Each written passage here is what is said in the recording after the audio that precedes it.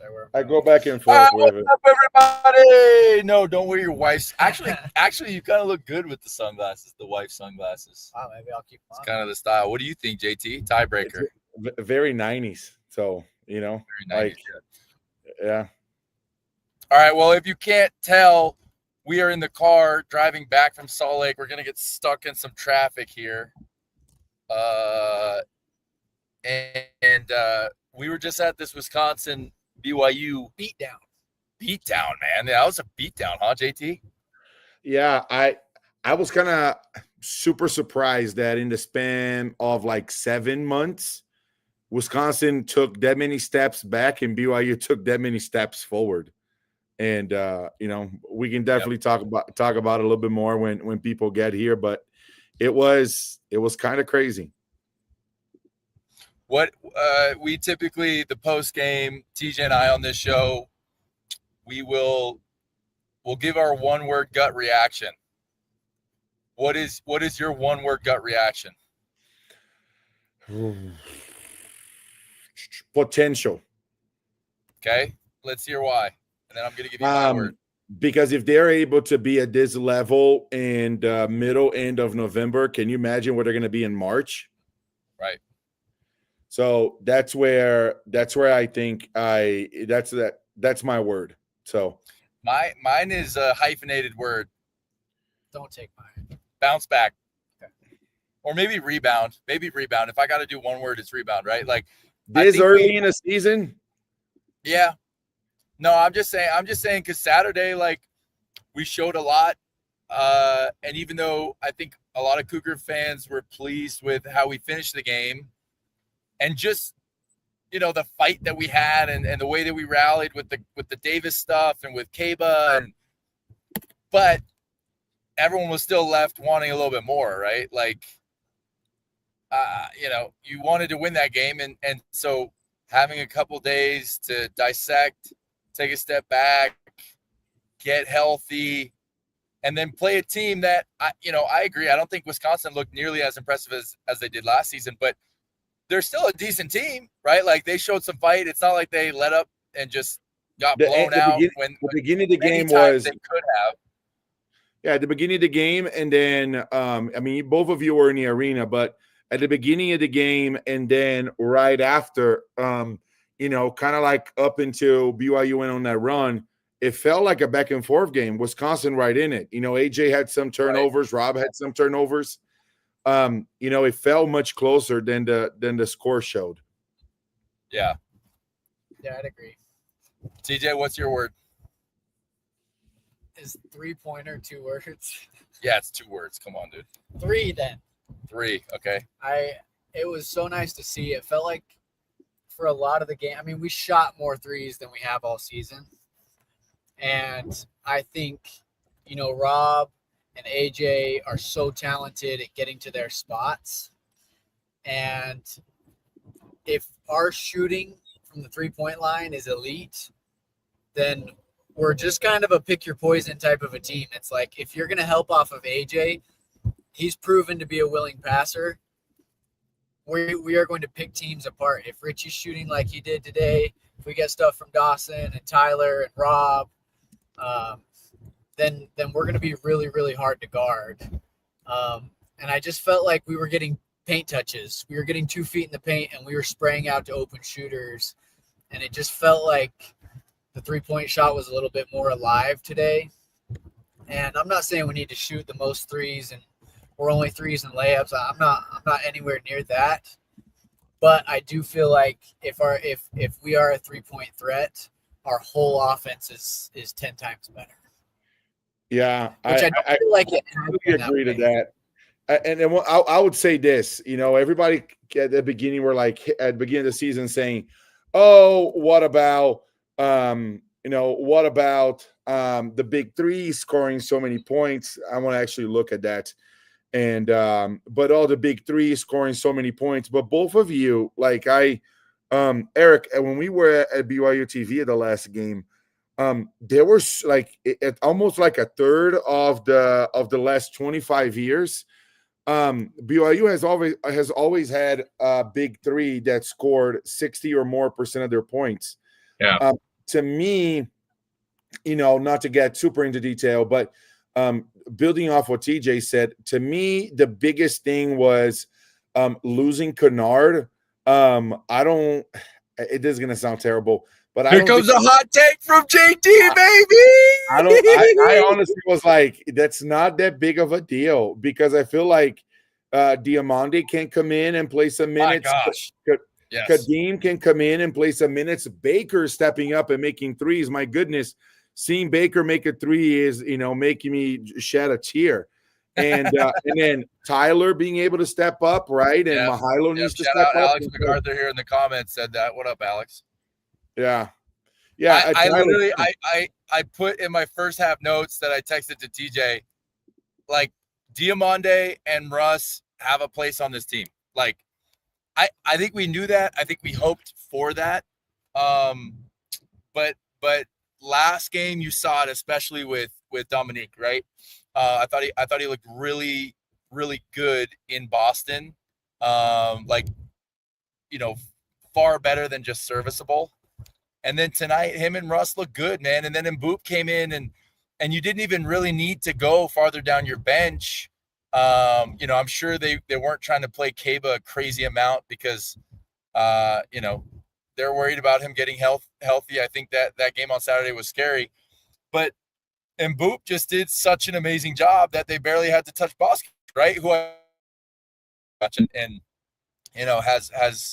has proven to be a very solid player, especially with how big he is. He can do a lot of good things for this team. But man, our bench just kind of came to life today. And I agree. I think that doesn't happen if the status quo stays the status quo with the Davis situation. So positive spin on that, right? Which I don't even know. Is there news there? Like, do we even know what's happening there?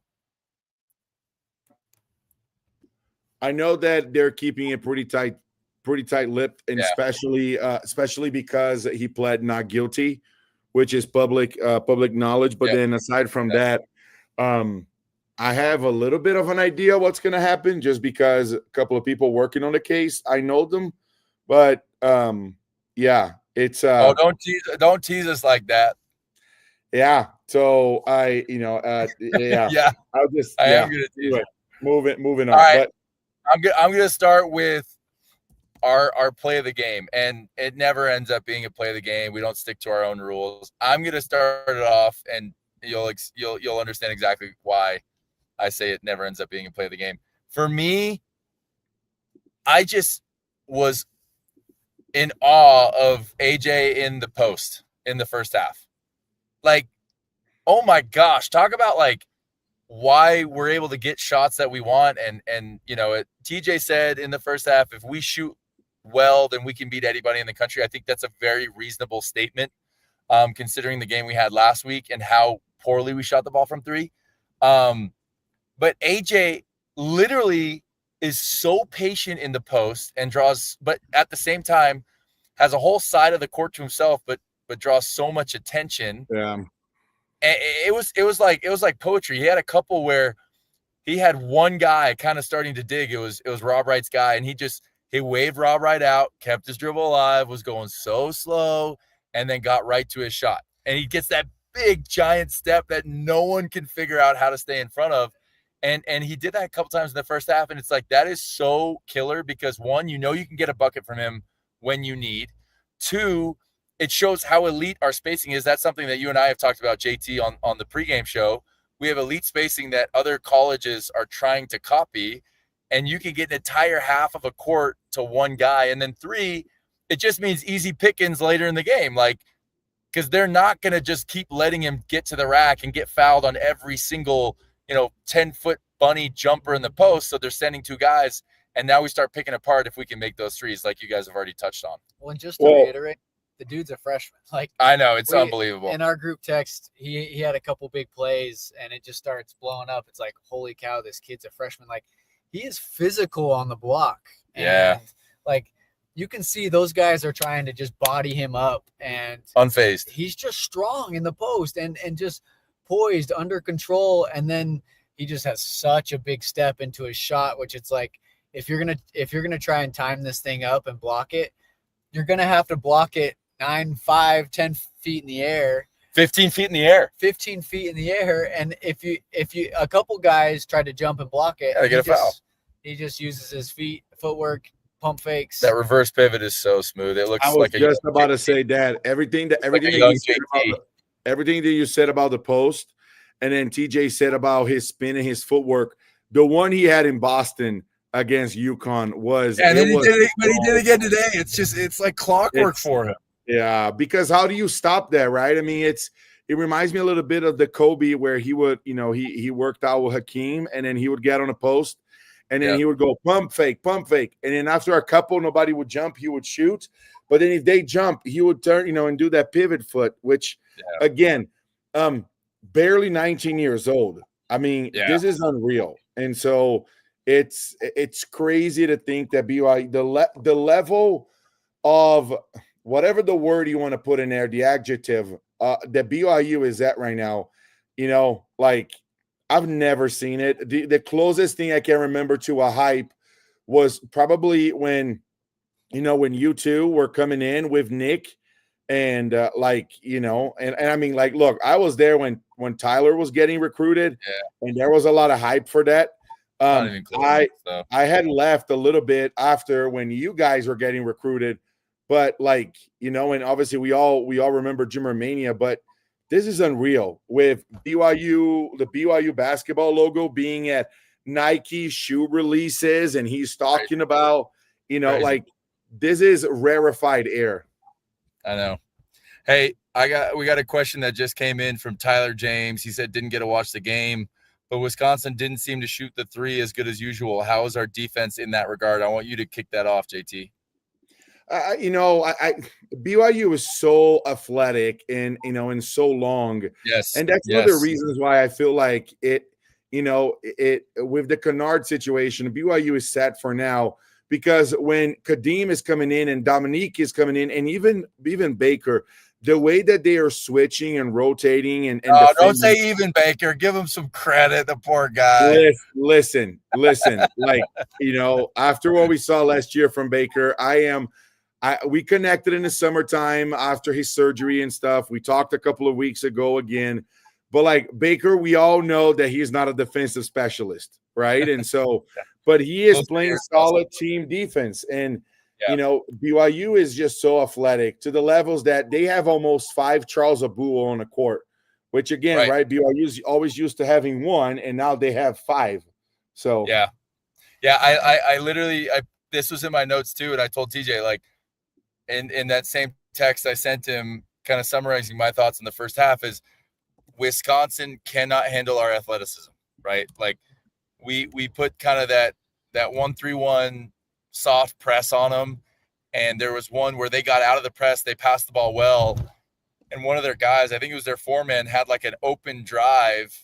They broke the press efficiently. He has the open drive. It's like a 2-on-1. Kaba comes over late and contests, and the guy misses a layup by like 5 feet, right? Like that is that's amazing. When you have athleticism to be able to hurry guys up and make really simple, easy plays all of a sudden become uncomfortable. I think it's awesome. And all that being said, I don't know, Tyler, who asked the questions, I don't know if I necessarily paid super well attention to how our 3-point defense was, but the athleticism was apparent, and I thought we looked good defensively with so much room to improve. Like, I think Saturday I saw this up front, up close and personal, and then again today watching the game, we're still not communicating, I think, on a very, very high level. Like, you'll see when we're in our switch 1-4 defense or 1-5, like 2 guys will go with the ball, and then they both go to the guy that the pass goes to. So I don't even think we're firing on all cylinders, but our athleticism is already such a crucial foundation that once everyone's on the same page, and just like we've talked about a lot this season with the offense clicking, there's defensive clicks that happen too in the course of a season. And when we get there, my gosh, we're going to be tough to deal with. TJ, I cut you off. What were you going to say? I mean, I will add, I feel like there are like times where maybe 2 guys go on the ball, but when you watch overall offense going against us, and it's like, they're running a gator action, or they got a guy cutting back door, we're pretty dang good at our switches and making sure that like we're switching onto the right guys. Agreed. And what I mean by that is like we're switching really early that keeps Kaba down low and keeps AJ out on the perimeter and keeps. They're being pretty cerebral. Very, very. And I feel like that is such a pro way of defending. Like it's not necessarily just like when a screen happens, they come together. And That's what I'm saying. That's what I'm saying. Is like sometimes the easiest part is the one that we're not even getting. So just imagine it's even another level. But I agree. You're right. But the guys, switching across the board, it looks really, really good. I would also say Kadim's Euro step dunk. I mean, what are we talking about? My gosh, bro. That was fire. I mean, talk about athleticism. So, yeah. And how about, dude, Kadim, I'm going to totally 100% unabashedly toot my own horn here. We went to practice over the summer, and we were texting with Justin Young after, and I was like, Kadim is an X factor. I felt like that. I feel like that if he has a great year, then we can be at a level that I don't even think realize, right? Because I think a lot of teams that do really, really well and get really, really deep in March, they have a Kadim. They just have a, Diakite on Virginia is like the guy that comes to mind, right? Like very athletic, very versatile, very intense, passion player, four-man that can kind of do a bunch of stuff. And seeing that Euro step dunk was unbelievable. And then how about when he gets tangled on the ground, gets up and starts hyping up the crowd? Like, I love that. That was like that was for sure up for nomination of play of the game. So that was big fan of his. Like, I throw him in that same bucket, like Russ and Diamande and Mboop. Like, they have roles on this team, and the better those three do, you're gonna get what you get from the other guys. Like, we know how good they are, but they could very well be that core bench that just takes us to another level. 41% from the 3-point line to BYU. That's amazing. I have a hard time believing that if you shoot 41%, you're not going to win most of the games you play. Especially I have when you take how many we take 34 of them. Yeah. I will say this with BYU, if they can get to 45% on field goal percentage or better, 40% or better from the 3-point line, and 75% or better from the free throw line, we're usually going to see performances like we did tonight, right? I still think giving up 11 offensive rebounds, that's a little bit too much. 18 baskets on 31 field goals is solid for this team. And again, keeping the turnovers under 10. I think that's massive. I think, TJ, you're one of the all-time lead in assists and also in the amount of assist to turnover ratio because of how much we'll have to double check that one. Well, I mean, some of us finished our college career, and so we're up there in numbers. You get what I'm saying? So, but like TJ, and you, because you had the ball in your hand so much, I mean, you can speak to this better than anybody. You were not always the most athletic, and you had to play against guards that were freakish athletic. To see BYU taking care of the ball the way they are right now, that's incredible. Yeah. No, it's so true. And I think like Rob Wright's still young too, and so he's learning this game. This is a brand new offense. This is a pro offense. And I think, especially with really athletic guys, sometimes you feel like I could throw this pass or I could get through this trap or whatever and figure this out. And I think like the biggest thing for me when I was playing is you just get to a point where it's like, this pass, I have to know for a fact that this is going to get there, and you just the game slows down a little bit for you. And it's like, I got to think through this a little bit more. And so I think I keep saying this about KY and his teams, but we just get better, whether that's in the course of a game or the course of a season. I feel like we just improve. And so I think we're just going to continue to see less bad passes, less trying to do too much, and just like more of, simple plays, making the extra pass, running the offense how it's meant to be run, which leads to the shot. I have a question for the both of you. I can't answer because it's not applicable to me.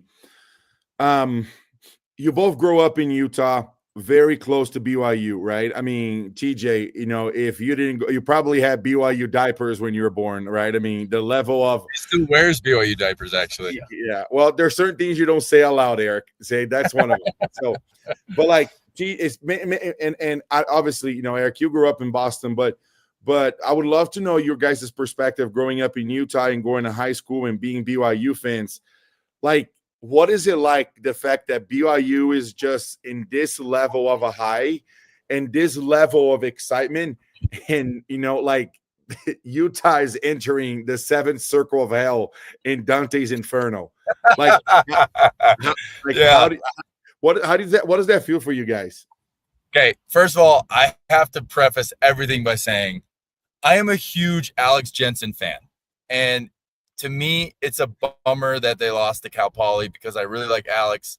I think he's a fantastic coach. I think he's going to have a great college coaching career. I just don't understand how they have so much, collective enthusiasm behind football every single year, and basketball that has a really rich history is just being left behind. That is a bummer. I have to try and take off my blue goggles, but I really hope that they can figure that out, because I also will take off my blue goggles because I genuinely believe that them being good is good for us, right? It's good for the conference, it's good for the rivalry, it's good for the state. I don't understand that. I don't know enough about what's going on to know why there's not that support like they have in football. I will comment on the fact that growing up a BYU fan in Utah, for most of my life, it's like I remember still watching on TV, Jim Romania, right? Like, I remember watching on TV when we beat Sam Bradford in Oklahoma in football, right? And I think we were super highly ranked then as well, and it was just like, it was euphoric. It was like, holy cow, this is the greatest team of all time. We're the best. We beat anybody right now, and it was like fleeting, right? Because then we had some tough years, and then we were back, and it just kind of feels, we're on top of the world right now, but it feels like it's never going away, right? Like, considering how football did last year and how they're doing this year, considering how basketball shocked the world last year, how they're doing this year, and it just doesn't feel like it's going anywhere, because it's not just NIL. It's not just because we have something that's going to disappear. It's because of a culture and kind of a standard that Coach Kalani and Coach Young have just set, and I think are going to be here for a long, long time, right? Like, that is the exciting part, is like, even if everybody transferred from this year's team, I'm confident that KY and his staff are going to go get the right guys next year and the year after that and the year after that. And yes, of course, it helps that we can match or at least be in the ballpark of other people financially. Like, there's no question that without that, we're not having this conversation. But it comes down to culture, and it comes down to who we have leading the pack. And I think we got two of the very, very best. Yeah, I would just add to that. Like, I remember our year together, my freshman year.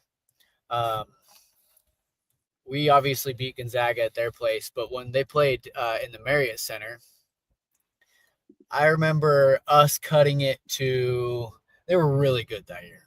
And we cut the score to like 10. We went on a run and got it to like 8 or 10. Like, we're still down double digits or whatever. And it felt like we just went up by 15 or 20 in the place. Like, it was just wild. Like, we hit a couple threes, they called timeout, and the place was just going nuts. Erupted. And I just feel like, and it was just like everyone was so anxious to like lose their minds a little bit. It was like, this is so exciting. And I feel like that's like almost a little microcosm of BYU fans in general as a whole. It's like, we've been good for a long time. Like, we've been to Sweet 16s. We've had National Players of the Year. We've done a lot of great things in basketball and football, and we have good history. But like Eric said, it feels like this is here to stay. And I feel like it's like all those fans, it's like now we're here. Like, we are so locked in. The energy is crazy. Everyone's so excited about what's here. And I think that's the most exciting piece. It's like, this isn't like some fluke year, you know. This isn't once in a lifetime season for all of us that we're witnessing. It does feel like we're going to have a fantastic season this year in both basketball and football, and we all can be excited about next season as well, because it's here to stay.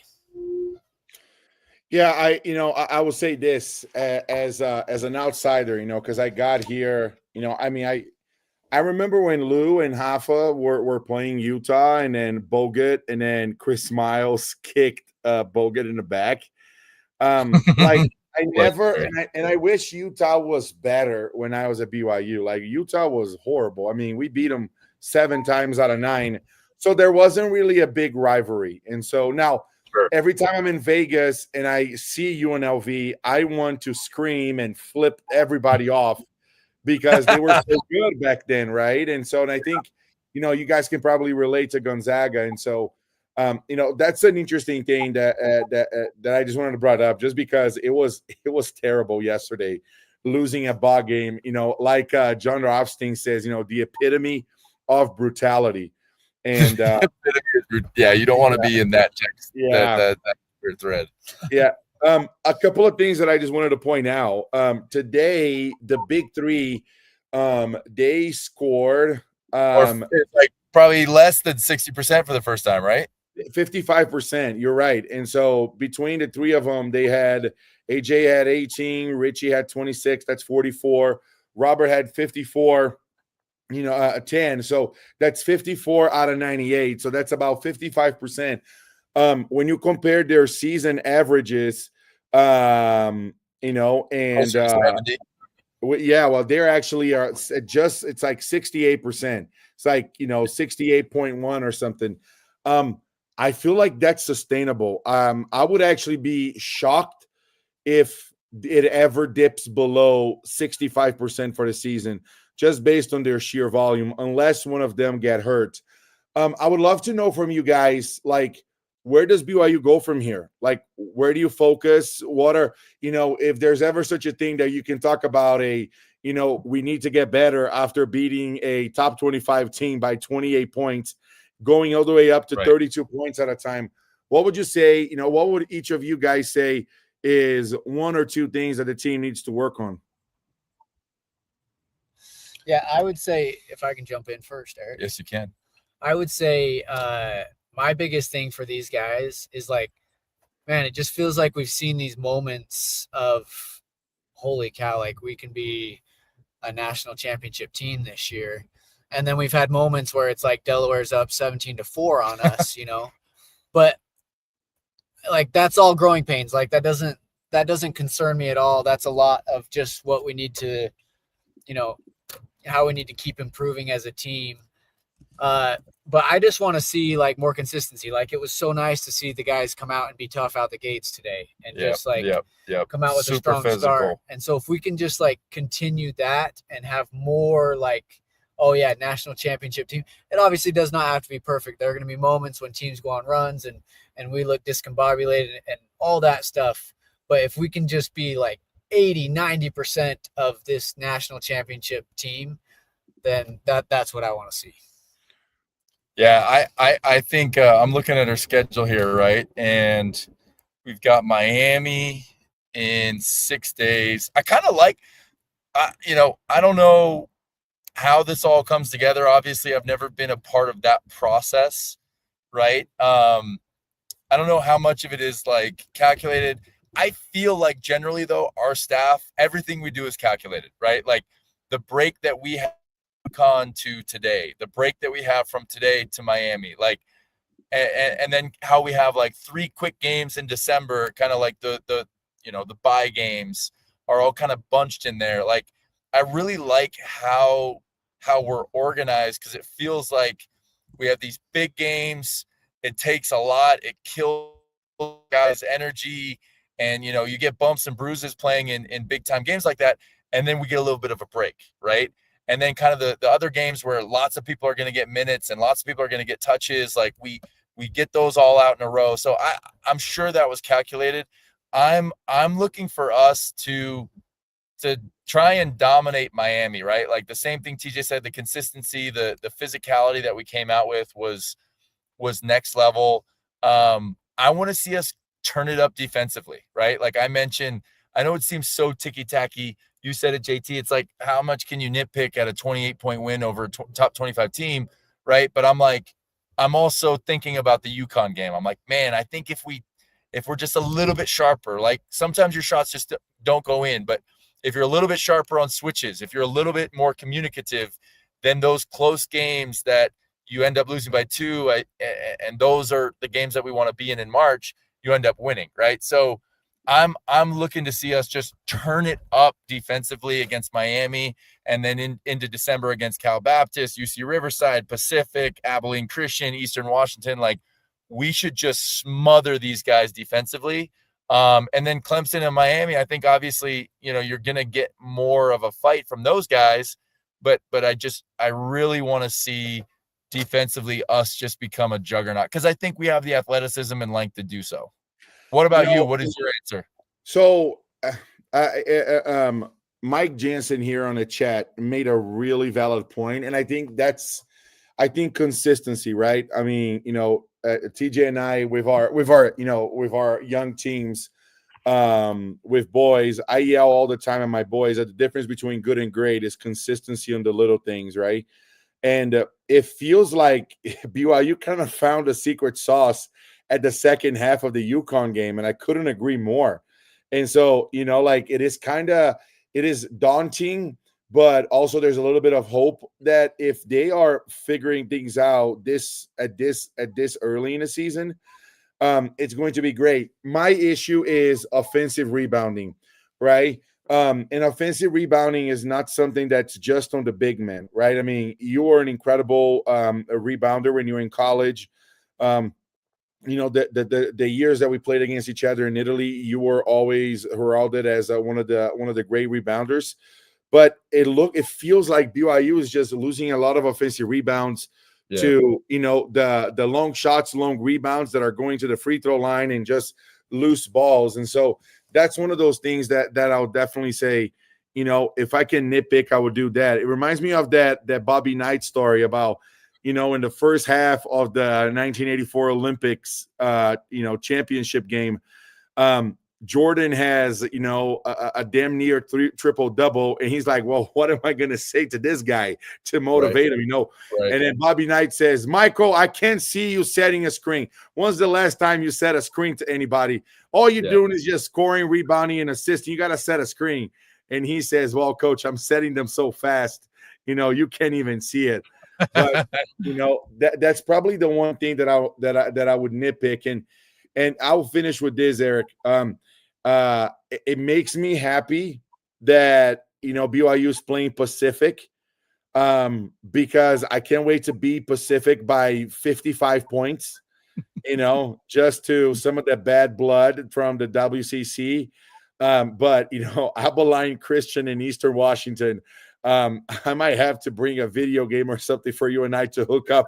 Come on, bro. You can't do them like that. Because those games are going to be interesting to do the pregame and postgame show. So, yeah. Hey, don't do them dirty like that.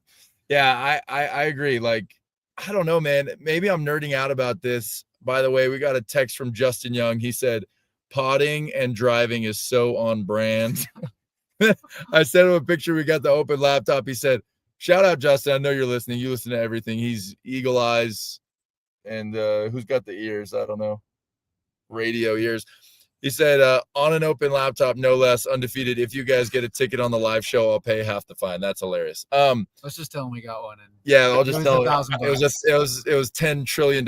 It was one daily stipend of what I was owed as an NIL player. I am going to talk to Justin about this, and I'm going to talk to Akash, who was kind of their data guy. I don't know how much input he has in their scheduling, but I feel like they just nailed the scheduling, kind of top heavy, come out with some big games early and prove that we deserve the ranking that we got, and then kind of give ourselves a breath of fresh air and work on things that we need to work on. We're in such a good place for this season, right? We have proved what we needed to prove, knock on wood, but we're healthy. And now we tune up, right? We still, you can't overlook Miami. Like I know they haven't been unbelievable. They're still trying to figure out who they are post Larrañaga, but like they're Miami. They have players, right? Like they have NIL in that school, and same with Clemson. Some familiar faces at Clemson, you know, guy from Utah, guy from Utah Valley. So those guys are going to care about that win. That's a big time game there in Madison Square Garden. So I don't mean to say any of these games are you guys going to be in New York for that? No, as of right now, no. But you know us, JT, we spend money that we don't have, so we could very much be there, and it wouldn't shock us. I'm actually going to be in New York, making sure that you guys have the money that you're spending. That you don't I have. love that. That's good. That's good. Just leave it at that. No one else needs to know what we're talking about. I'm going to finish with this. Game predictions against Miami. You go first, JT. Then we're going to wrap up. I'll probably say, you know, just looking at Miami right now, 4-1. You know, they lost to Florida, somewhat of a closer one or so. I'll probably say BYU probably wins that one by 10. Okay. I was going to say 11. Now I won't. Here you go. Here you go. Stop doing that. Stop doing that. Okay? I'm not kidding. Listen, wait. Can I just say something? Normally, 100% you're right. You're right. I always do that. I'm a trickster. I'm a liar. Call it what it is. I really was thinking 11, but I won't. I won't anymore. TJ, you go. I think it's going to be 83 to 68. That's a great score call out. 15. Nice, man. I'm going to go up. I'm going to say we get him by 17. Is that too close to you? What am I supposed to do at this point, though? What am I supposed to do at this point? That's you okay. Said 10, 15. I'm going to say more. I'm going to take the over. I can't go in the middle, then I'm guaranteed a loss. Yeah. Well, unless you're right. 17 point. I'm going 90 to 73. Again, really good math. Really good math. Hey, JT, you are the man. You're a legend. In my opinion, the most handsome, best three-point shooting Brazilian that's ever played for BYU that I know, that's named Jonathan, for sure. No question about it. Yeah. Hey, I appreciate it. So, obviously. I guess. You're the man. JT, appreciate you. Okay. We'll do this again very soon, but we appreciate you, brother. Take care, guys. Go Cougs.